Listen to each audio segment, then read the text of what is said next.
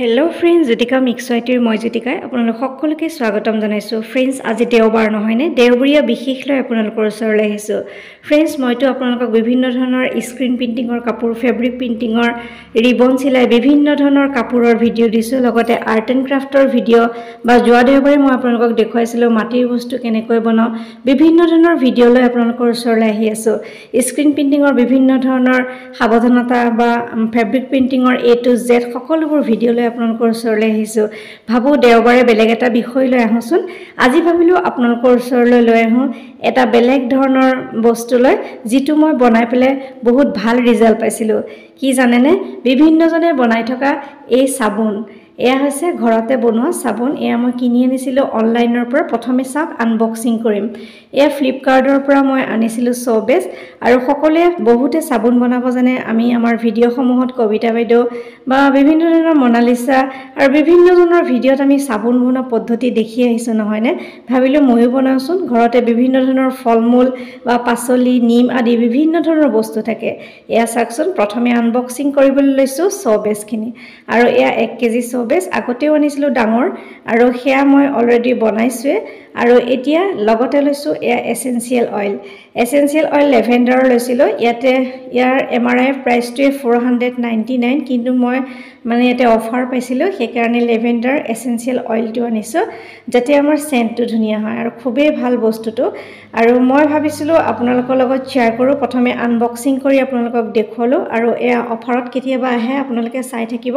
আৰু ঘৰতে ব্যৱহাৰ কৰা চাবোনসমূহ ইমান ধুনীয়া ৰিজাল্ট পাইছোঁ, সেইকাৰণে ভাবিছোঁ আপোনালোকৰ লগতো শ্বেয়াৰ কৰিছোঁ, আপোনালোকেও বনাব পাৰিব।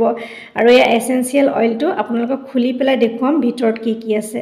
এটা সৰু, বহুতে জানে হয়তো, বনাই আছে বিভিন্নজনে চাবোন। এয়া এচেঞ্চিয়েল অইল আৰু বিভিন্ন ধৰণৰ আছে। মই প্ৰথমতে যেতিয়া এইটো অনা নাছিলোঁ, তেতিয়া মই ইয়াতে গোলাপ জল, তাৰপিছত আমাৰ যিটো তেল, নাৰিকল তেল, সেয়া ব্যৱহাৰ কৰিছিলোঁ। এতিয়া ইয়াৰ এটোপাল দি দিলেই ধুনীয়া চেণ্ট ওলাব।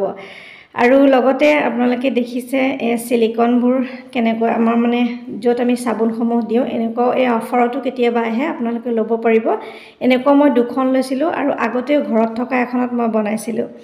এইখিনি আনবক্সিং কৰাৰ পিছত আপোনালোকক দেখুৱাম মই কেনেকৈ কি বস্তু দি ইমান সহজতে চাবোন বনাই উলিয়ালোঁ। আৰু ইমান যে ধুনীয়া ৰিজাল্ট পাইছোঁ নহয়, ভাবিলোঁ আপোনালোকৰ লগত শ্বেয়াৰ নকৰি নোৱাৰি। ভাবিলোঁ দেওবৰীয়া বিশেষ আজি তাকে লৈ আহোঁচোন। আপোনালোকেও ঘৰতে বহি ধুনীয়াকৈ এনেকুৱা ঘৰুৱা বস্তুৰে, কেমিকেল ফ্ৰীৰে চাবোন বনাব পাৰিব। এয়া চাওক, ইমান ধুনীয়াকৈ মই লৈছোঁ বিলাহী, বিট, আপেল, গাজৰ আৰু ডালিম কিছুমান ৰস উলিয়াই পেলাই চাবোন বনাইছিলোঁ। আৰু ইমান যে ধুনীয়া ৰিজাল্ট পাইছোঁ, কি ক'ম। এয়া চাওকচোন, ইয়াতো সকলো বস্তু আমাৰ খাদ্য খোৱাৰ বাবেও ভাল, স্বাস্থ্যৰ কাৰণেও ভাল, নহয় জানো? স্কিনত লগালেও কোনো প্ৰব্লেম নহয়। প্ৰথমে শ্ব'বেছখিনি সৰু সৰুকৈ টুকুৰা কৰি কাটি লৈছিলোঁ, আৰু অকণমান ৰস উলিয়াই লৈ পেলাই, প্ৰথমতে যিহেতু মোৰ সেইকেইখন আহি পোৱা দেৰি হৈছিল, আৰু সকলোৱে জানে চাবোন বনাবলৈ গৰম পানী অলপ কেৰাহী এটাত দি লৈ তাৰ ওপৰত সৰু চচ এটা দি শ্ব'বেছখিনি ধুনীয়াকৈ সিজাই লৈছিলোঁ। এনেকৈ অলপ সময় গলাই লৈছিলোঁ। তাৰপিছত মই যিখিনি ঘৰুৱা বস্তু, নিমেই হওক বা যিকোনো আপোনালোকে যি ব্যৱহাৰ কৰোঁ বুলি ভাবিছে, মই যিহেতু ফলখিনিয়ে লৈছিলোঁ, সেই ফলৰ ৰসখিনি দি প্ৰথমতে এনেকৈ ইয়াতে চাবোন বনাইছিলোঁ। আৰু প্ৰথম চাবোনটো ইমান যে ধুনীয়া হৈছিল। এওঁ ছেভিং ক্ৰীম বাদ দি এই চাবোনটোৱে ব্যৱহাৰ কৰিছে। এনেকৈ ঢালি দিয়াৰ পিছত আধা ঘণ্টামানৰ পিছত মোৰ চাবোনখিনি টাইট হৈ গৈছিল, আৰু ইমান যে ধুনীয়া, মই কৈছোঁৱে খুব ভাল ৰিজাল্ট পাইছোঁ বুলি।